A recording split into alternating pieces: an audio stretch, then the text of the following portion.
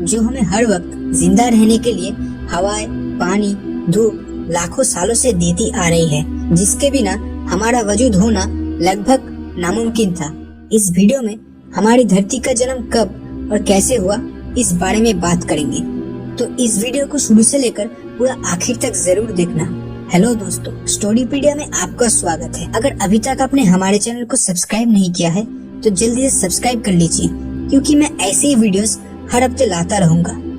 आज से 50 करोड़ साल पहले धूल और बादल का एक विशाल झुंड, जिसमें एक जोरदार धमाका हुआ और जिसके कारण एक बहुत बड़ा आग का गोला बना, जिसे हम सूरज के नाम से जानते हैं। बाकी बचे धूल बादल के पार्टिकल्स इधर उधर बिखरते गए, जो समय के साथ गुरुत्वाकर्षण शक्ति के बल के दौरान एक दूसरे से जुड़ने लगे और इसी तरह हमारी सौरमंडल का रचना हुआ।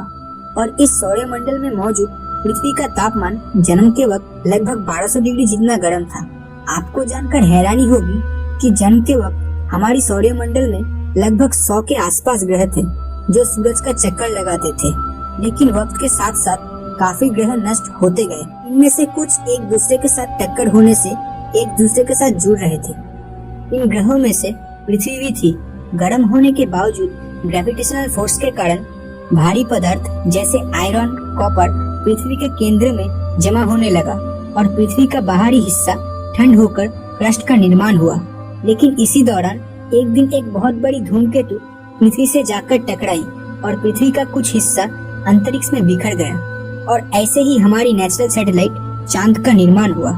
शुरुआती दौर में पृथ्वी में लगातार एस्टेरॉइड्स का टक्कर होती रहती थी, जिसके कारण उसकी सतह पिघली चट्टानों की तरह दिखाई देने लगती थी। वक्त के साथ साथ एस्टेरॉइड्स का गिरना थोड़ा कम होता गया और पृथ्वी की सतह ठंडी होकर ठोस रूप धारण करने लगी।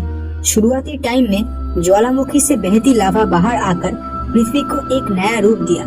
ज्वालामुखी से निकलने वाली गैस नाइट्रोजन और कार्बन डाइऑक्साइड मिलकर वायुमंडल का निर्माण किया।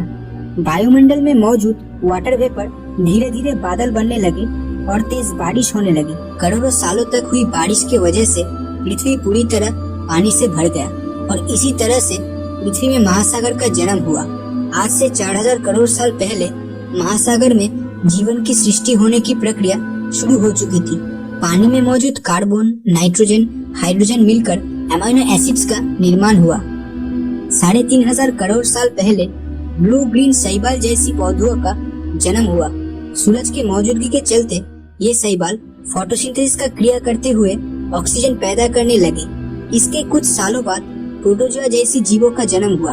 एक कोशीय प्रोटोजोआ से एवोल्यूशन के चलते जटिल जीवों का विकास होने लगा।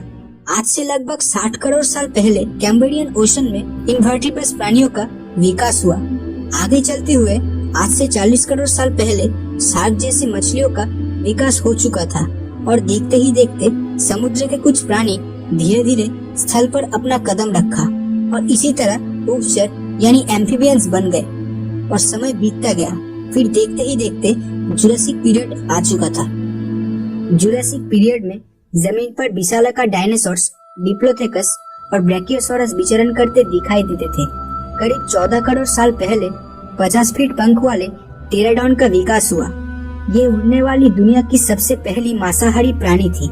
लेकिन क्रिटेशियस युग के अंत में डायनासोर विलुप्त हो गए। साइंटिस्ट के मुताबिक किसी विशाल एस्टेरॉइड से पृथ्वी का टक्कर हुआ, जिसके कारण जबरदस्त तूफान आया और पृथ्वी का फूड चेन पूरी तरह से नष्ट हो गया और डायनासोर्स विलुप्त हो गए। डायनासोर्स के विलुप्त होने के बाद धरती पर मैमल्स का एवोल्यूशन प्रक्रिया शुरू हुआ। ये एवोल्यूशन कुछ इस तरह हुआ कि पहले आया होमिनिड्स, फिर रेमापेथिकस, इसके बाद एस्ट्रेलोपेथिकस, जो कि अफ्रीका में पाए जाते थे, और देखते ही देखते सीधे खड़े होने वाले होमो इरिक्टस का आगमन करीब 18 लाख साल पहले हुआ।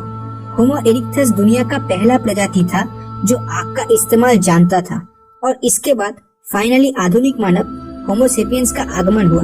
वैज्ञानिकों की माने तो होमो सेपियंस की उत्पत्ति अफ्रीका में 2 लाख साल पहले हुआ था। आज के टाइम पे मानव प्रजाति दुनिया के कोने कोने में पाए जाते हैं और मानव विज्ञान तकनीकी तौर पे बहुत आगे बढ़ चुका है। तो ये थी पृथ्वी के जन्म की इतिहास। और अगर ये वीडियो आपको अच्छा लगा हो तो इस वीडियो को लाइक कीजिए और हमारे चैनल को सब्सक्राइब करना मत भूलिएगा।